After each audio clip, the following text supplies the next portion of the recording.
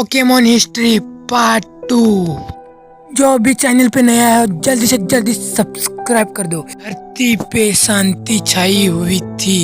Mu जहाँ जाता वैसे इवॉल्व होता रहा, इसलिए म्यू की तादाद कम होने लगी। बूटो एरेडेक्ट्री ऐसे पोकेमोन में वो विकसित हो रहा था, इसलिए म्यू को सभी पोकेमोन का पूर्वज कहा जाता है। सभी पोकेमोन खुश थे, लेकिन एक एस्टेरॉयड आके अर्थ से टकरा गया और कई पोकेमोन विलुप्त हो गए। लेकिन फिर से अर्थ में बदलाव आया और 2 लाख साल बाद आइस एज शुरू हुआ, पोकेमोन का आइस एज।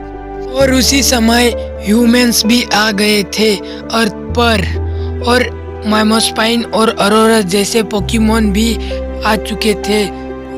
इंसानों और पोकेमोन की दोस्ती हो गई थी। रेजिगिगस, जिससे लोग डरने लगे थे, इसलिए रेजिगिगस के 3 पोकेमोन रेजिस्ट्री, रेजिरोक और रेजिआइस को इंसानों ने कैद कर दिया।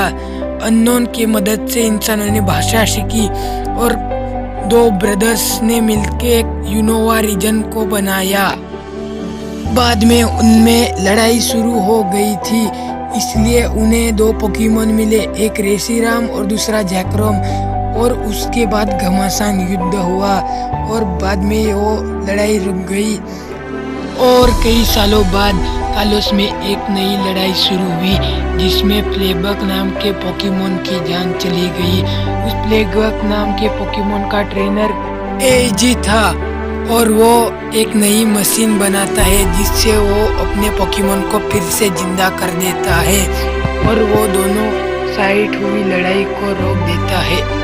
और ब्लास्ट इतना बड़ा था कि इसके रेडिएशन की मदद से नॉर्मल स्टोन मेगा स्टोन में विकसित हो गए, बदल गए।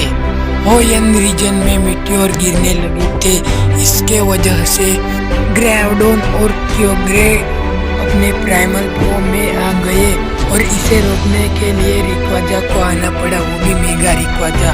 तो इस एपिसोड में इतना ही। Bye bye bye bye bye.